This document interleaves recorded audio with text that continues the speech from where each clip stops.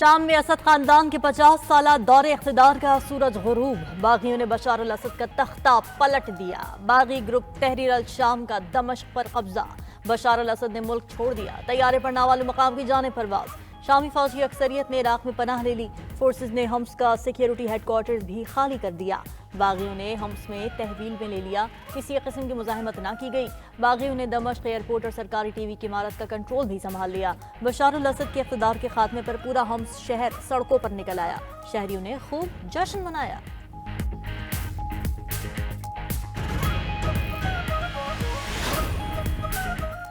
شام میں 58 پاکستانی طلبہ پھنس گئے، ہمیں ریسکیو کیا جائے۔ پاکستان کے وزیر اعظم اور صدر سے اپیل، کہتے ہیں 13 گھنٹے سے یہاں موجود ہیں، مسلسل فائرنگ کی آوازیں آ رہی ہیں، ہمیں جلد از جلد یہاں سے نکالا جائے۔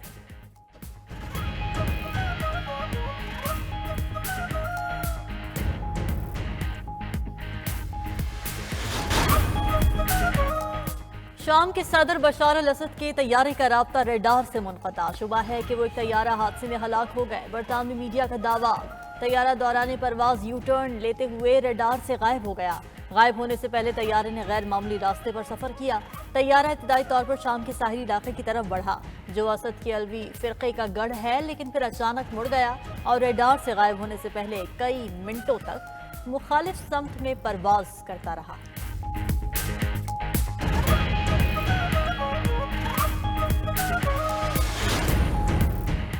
اقتدار کی منتقلی تک حکومتی معاملات چلانے کا اختیار شامی وزیراعظم کے سپرد۔ باغی کمانڈر محمد الجولانی کا جنگجوؤں کو سرکاری اداروں سے دور رہنے کا حکم۔ اپنے پیغام میں کہا کہ شام بشار الاسد کے تاریک دور سے آزاد ہو گیا ہے، شہریوں کو تحفظ فراہم کریں گے۔ شامی اپوزیشن رہنما نے جنگجوؤں کو جشن میں فائرنگ کرنے سے بھی روک دیا۔ باغی کمانڈر نے کسی بھی صورت شام میں موجود کیمیائی ہتھیار کو استعمال نہ کرنے کا بھی اعلان کر دیا۔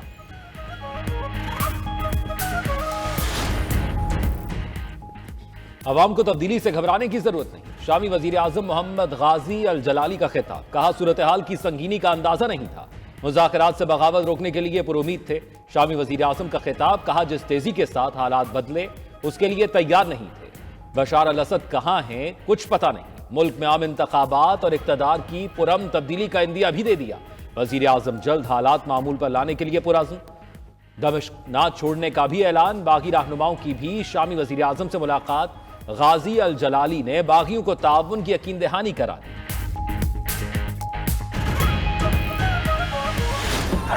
دمشق کی مرکزی شاہراہ پر جشن کا سما، فضائیں آزادی مبارک کے نعروں سے گونج اٹھیں۔ پیدل اور گاڑیوں میں سوار ہزاروں افراد دمشق کے مرکزی چوک پر جمع، ہاتھ ہلا کر آزادی کے نعرے لگائے۔ باغی گروپ تحریر الشام کا عام معافی کا اعلان، شامی جیلوں کے دروازے کھول دیے گئے، 3500 قیدی رہا، بچوں اور خواتین بھی رہائی پانے والوں میں شامل۔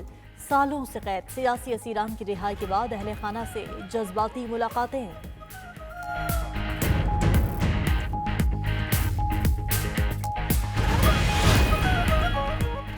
شام میں افراتفری کی صورتحال، بشار الاسد کے فرار کے بعد شہریوں کا صدارتی محل پر دھاوا، کپڑوں سمیت قیمتی اشیاء لے اڑے، شہریوں نے صدارتی محل کی شیلفیں بھی خالی کر دی۔ نامعلوم افراد نے مرکزی بینک میں بھی لوٹ مار کی۔ صورتحال کنٹرول کرنے کے لیے دمشق میں کرفیو نافذ۔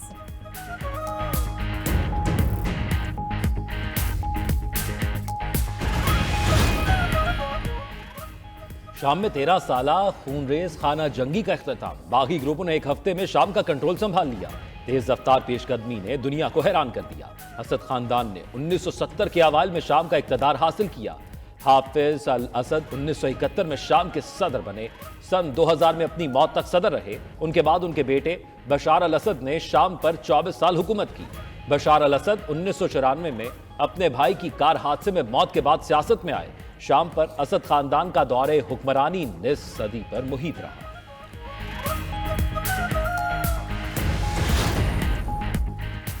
شام کے صدر بشار الاسد ملک چھوڑ چکے، روس کی تصدیق۔ روسی وزارت خارجہ کے مطابق بشار الاسد نے جانے سے پہلے اقتدار کی پرامن منتقلی کا حکم دیا۔ ماسکو شامی اپوزیشن کے تمام دھڑوں کے ساتھ رابطے میں ہے، یقینی بنایا جائے گا کہ شام میں شہری محفوظ رہیں۔ شام میں روسی فوجی اڈے ہائی الرٹ ہیں۔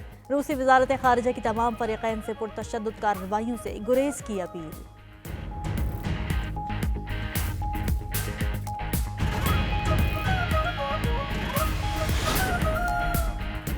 شام میں کامیاب بغاوت کے بعد اسرائیلی افواج بھی متحرک، گولان کی پہاڑیوں سے سرحدی علاقے کے بفر زون میں داخل۔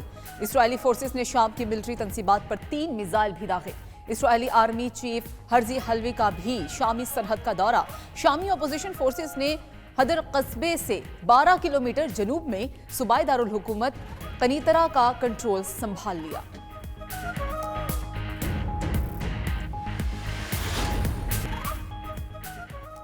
پاکستان اگر ریاست ہے تو اس کی بنیاد عوام ہے۔ مولانا فضل الرحمان کا اسرائیل مرد آباد کانفرنس سے خطاب، کہا پاکستان کے تحفظ اور استحکام کی جنگ لڑ رہے ہیں، میدان جہاد میں ہیں۔ حکمرانوں پر ملک کے نظریے سے انکار کا الزام بھی لگا دیا۔ دینی مدارس کے حوالے سے معطل قانون پارلیمنٹ میں لانے کا مطالبہ کر دیا۔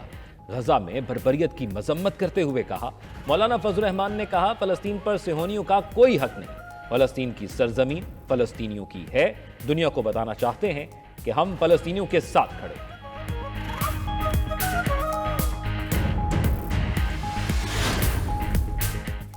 نواز شریف کی وزیر اعظم کو مدارس بل پر مولانا فضل الرحمان کے تحفظات دور کرنے کی ہدایت۔ ملاقات میں 26 نومبر کے واقعات اور سول نافرمانی کی کال پر بھی تبادلہ خیال۔ ملکی سلامتی اور قومی یکجہتی کو نقصان پہنچانے والوں کا محاسبہ کرنے اور ملکی ترقی کی راہ میں رکاوٹ ڈالنے والوں کا محاسبہ کرنے پر اتفاق۔ ملاقات میں ملکی معاملات پر حکومتی اتحادیوں سے مشاورت اور اعتماد میں لینے کا فیصلہ۔ وزیر اعظم نے لیگی قائد کو سعودی عرب کی سرمایہ کاری میں اظہار دلچسپی سے بھی آگاہ کیا۔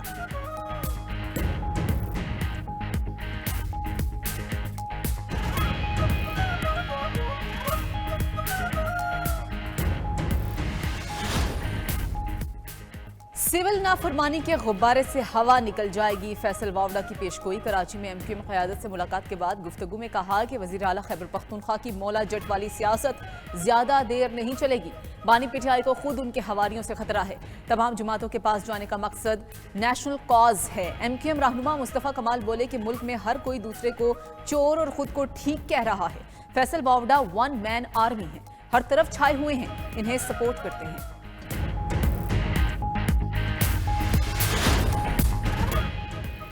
PTI کا 13 دسمبر کو APC بلانے کا اعلان، کمیٹی کے مطالبات پورے نہیں کیے تو سول نافرمانی کی طرف جائیں گے۔ اپوزیشن لیڈر عمر ایوب کی میڈیا سے گفتگو، کہا بانی چیئرمین کے مطالبات میں گرفتار شہریوں کی رہائی اور 9 مئی کی درست تفتیش شامل ہے۔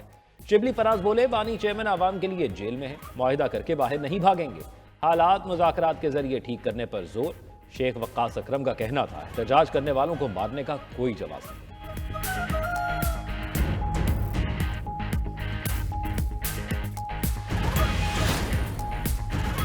وزیر اطلاعات عطا تارڑ نے بانی PTI کی سول نافرمانی کی کال کو مضحکہ خیز قرار دے دیا۔ لاہور میں کرسمس تقریب سے خطاب میں عطا تارڑ نے کہا کہ تمہاری نافرمانی کی ایسی کی تیسی، جو مرضی کر لو تمہاری دال نہیں گلنی۔ سول نافرمانی اور تشدد کی سیاست کو عوام رد کر چکے ہیں۔ اس ملک میں تشدد اور انتشار نہیں ہو سکتا، جہاں ہوگا وہاں سیسا پلائی دیوار کی طرح کھڑے ہوں گے۔ ان کا آخری کارڈ پروڈکٹ کا بائیکاٹ ہے۔ سول نافرمانی والے جھوٹا نعرہ لگا کر دم دبا کر بھاگ گئے۔ وزیر اعلیٰ KP علی امین گنڈاپور کی صوبے میں امن و امان پر کوئی توجہ نہیں۔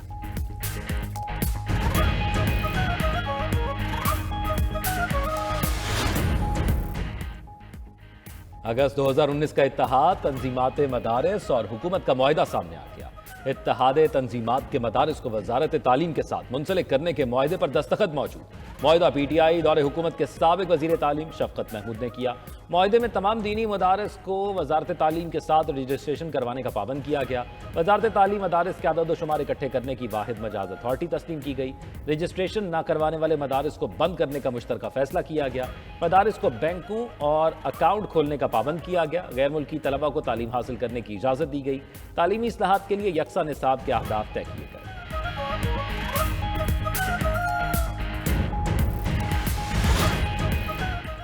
مدارس کے معاملے پر تفصیلی مذاکرات ہوئے تھے۔ معاہدے پر تمام مدارس کے سربراہان کے دستخط موجود ہیں۔ سابق وزیر تعلیم شفقت محمود کہتے ہیں معاہدے کے تحت 18,000 مدارس کو رجسٹر کیا گیا۔ چیئرمین پاکستان علماء کونسل طاہر اشرفی کا کہنا ہے کہ معاہدے پر مولانا فضل الرحمان، مفتی تقی عثمانی سمیت تمام علماء نے دستخط کیے۔ 25,000 مدارس میں سے 18,400 مدارس نے رجسٹریشن کرائی۔ مدارس کے مستقبل کے ساتھ نہ کھیلا جائے۔ वज़ीर आला पंजाब 8 रोज़ा सरकारी दौरे पर चीन पहुंच गईं। मरियम नवाज चीन का दौरा करने वाली पहली पाकिस्तानी खातून वज़ीर आला। वज़ीर आला पंजाब के वफ्द में मरियम औरंगजेब, अज़मा बुखारी और दीगर शामिल। मरियम नवाज बीजिंग, शंघाई, शिनयन और ग्वांगझू के दौरे करेंगी। मुलाकातों में पंजाब और चीन में सरमायाकारी और निजी सतह पर तिजारती रवाबित बढ़ाने पर बात होगी।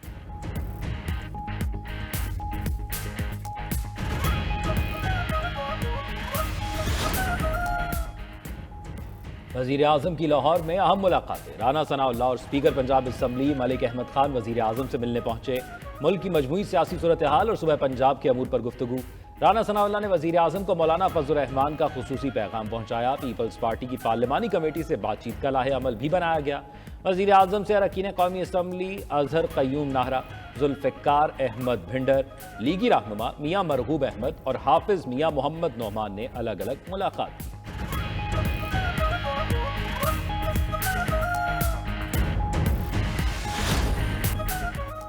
इंटरनेट की सुस्त रवि से आईटी सेक्टर को $3 अरब से जायद का नुकसान। इंटरनेशनल क्लाइंट भी रूठ गए। पेशावर में कमजोर इंटरनेट के बायस एटीएम ने काम छोड़ दिया। ऑनलाइन तालीमी सरगर्मियां भी शदीद मुतासिर हुई।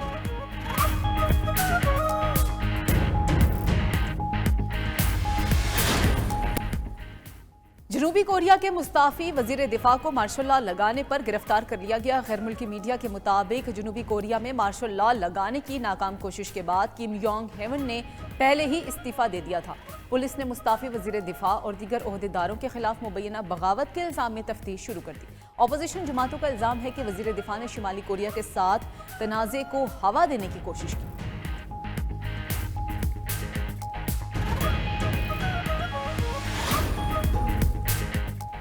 लाहौर में गुले दाऊदी की बहार, फजाएं खुशबू से महक उठी। पीएचए के ज़ेर एहतमाम जिलानी पार्क में 10 रोज़ा सालाना सजी नुमाइश में शहरियों की बड़ी तादाद में शिरकत। रंग बिरंगे फूलों ने छुट्टी का मजा दोबाला कर दिया।